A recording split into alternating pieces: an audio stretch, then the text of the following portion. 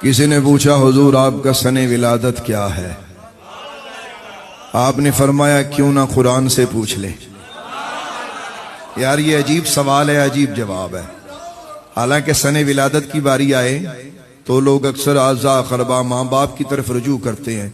इमाम अहमद रजा बरेलवी का इल्म देखो, शऊर देखो, अकल देखो, अल्लाह रसूल से निस्बत देखो। फरमाया कुरान से पूछ लेते हैं। अब वो बंदा बड़ा हैरान हुआ कि ये तो अजीब बात है कि अगर कभी किसी शख्स से उसका सने विलादत पूछा जाए तो उसने कभी ये नहीं कहा कि जी मैं कुरान से बताता हूं। भला कुरान चो भी कभी बंदियां दे जम्मण दे साल लभे नहीं, लेकिन उसे समझना चाहिए था कि उसके सामने कौन खड़ा है। इमाम अहमद रजा बरेलवी, सुन्निया दा मुर्शिद, सुन्निया दा पीर, सुन्निया दा रहबर, सुन्निया दा लीडर, और ऐसा रहबर और लीडर है जैसा जवाल नहीं। उसने कहा हुजूर ये बताइए कि आपका सने विलादत क्या है? आपने फरमाया कुरान से पूछ लेते हैं।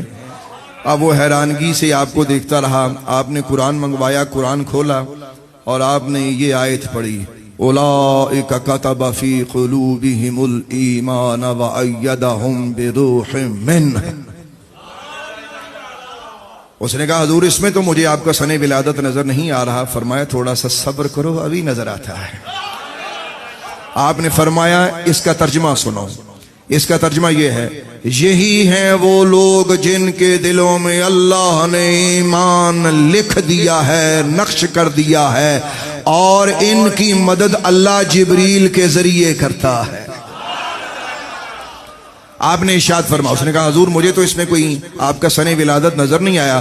फरमाया अगर इल्मुल आदात जानते तो ये जवाब मेरा सुनकर आपको खुशी होती। अगर आप इल्मुल आदात जानते तो आप समझ जाते मैं क्या कह रहा हूं। फरमाया इल्मुल आदात के जरिए अगर इस इतनी आयत करीमा के इतने हिस्से के आदात निकाले जाएं तो 1272 बनते हैं, और अल्हम्दुलिल्लाह 1272 हिजरी इमाम मोहम्मद रजा का सने विलादत है।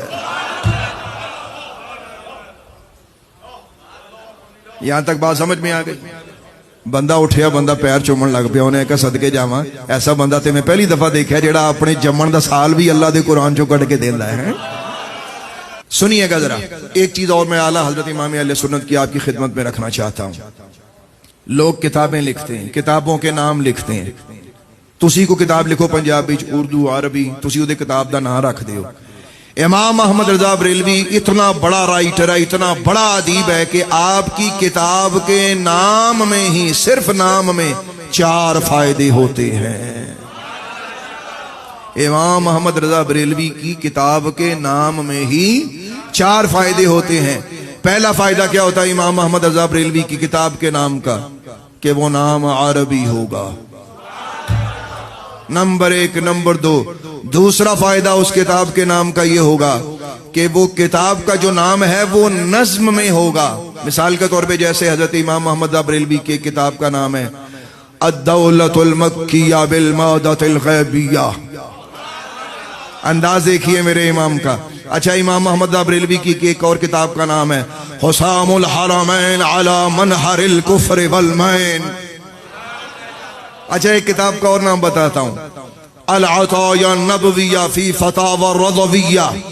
आप गौर कीजिएगा, इनमें एक नज्म है, आप जरा गौर कीजिएगा। जैसे अल अताया नबविया फी फतावा रज़विया, ऐसे लगता है जैसे बाकायदा नज्म लिखी है। अच्छा, अद-दौलतुल मक्किया बिल मौदतिल गैबिया, क्या अंदाज है यार। फिर क्या लिखते हैं, ये पढ़ने का भी अल्हम्दुलिल्लाह गुलामाना अंदाज है ना। कितने फायदे होते हैं? पहला फायदा क्या होगा कि वो अरबी, नंबर 1। नंबर 2, दूसरा के नज्म, और तीसरा फायदा ये होगा कि वो किताब बताएगी कि वो किस इल्म में लिखी गई है। यानी किताब का नाम बताएगा कि उसे किस इल्म में लिखा गया है।